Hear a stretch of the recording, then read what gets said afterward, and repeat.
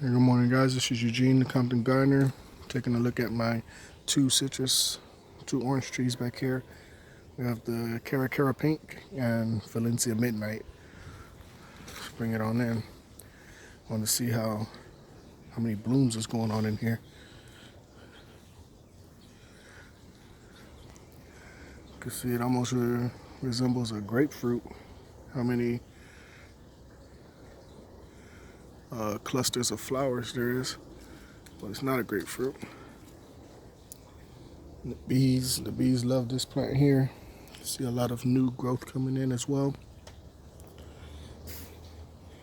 And looks like one tree, but it's actually high density planting going on in here. We have two trees in one hole, and I just shaped it as one tree.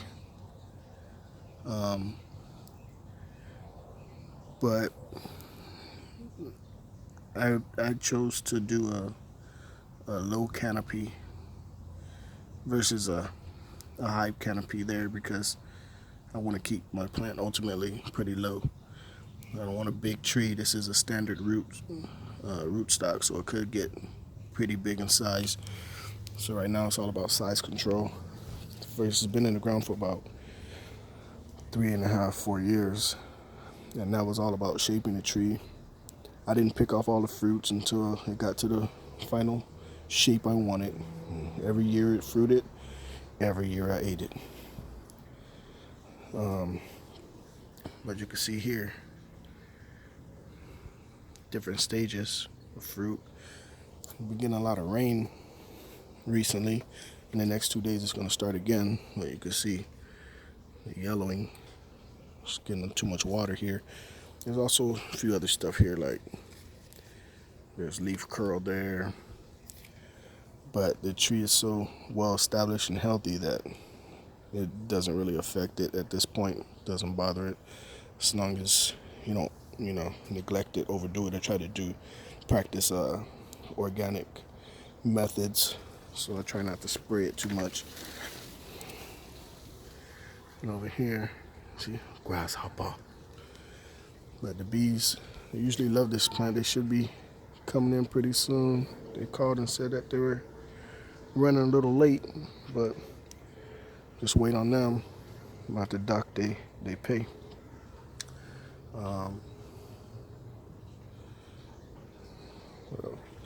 So down at the bottom last year, the weight of the fruit brought it all the way down to the ground.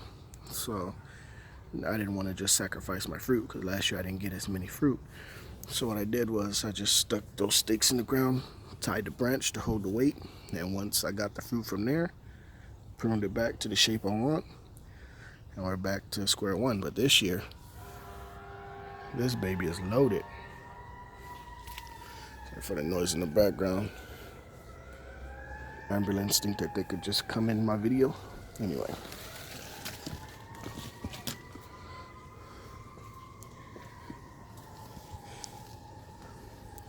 So, look right there. There's a ladybug doing his thing right there. For the past 2 years, I've been buying and releasing ladybugs once a year in my yard. So this year I released 1,500 ladybugs. Even though I bought them, I don't own them. Not all 1,500 are still here. Of course, they're gonna go around the community and the neighborhood, and I'm okay with that because even if they're eating other people's aphids and stuff, that's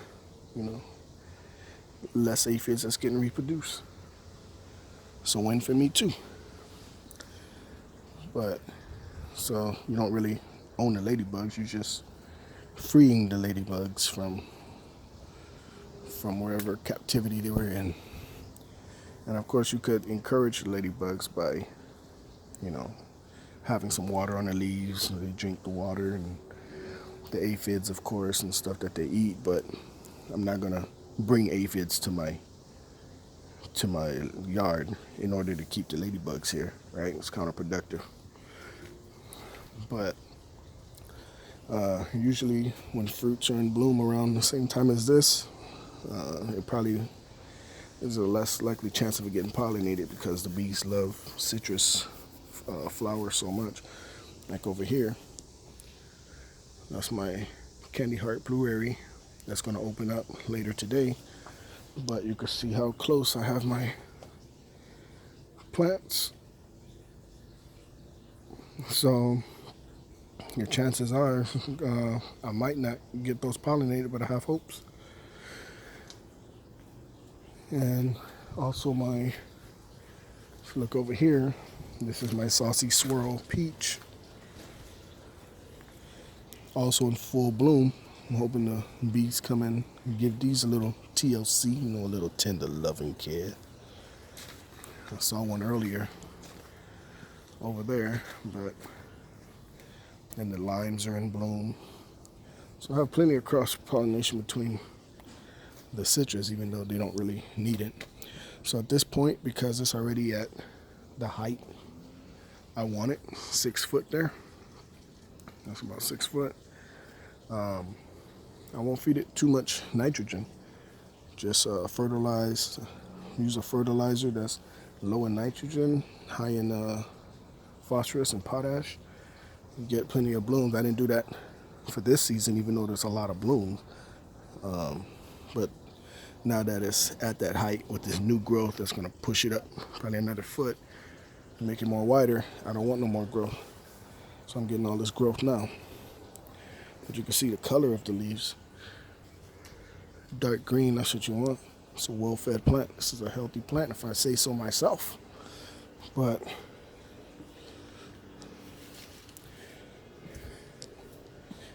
yeah, fruit. I'm definitely gonna have to do a lot of thinning, which is gonna be the hard part. So basically, I'll let a few of them drop. Pick out the best ones. If there's any damage to any of them, I'll pick those off first, and then work my way around the tree. Right now, it's not really too much to do. You don't pick the flowers. Well, at least me, I don't pick flowers. Because then you pick the one that was going to take, and the one that didn't, the one that you left didn't get pollinated, and you look like a fool.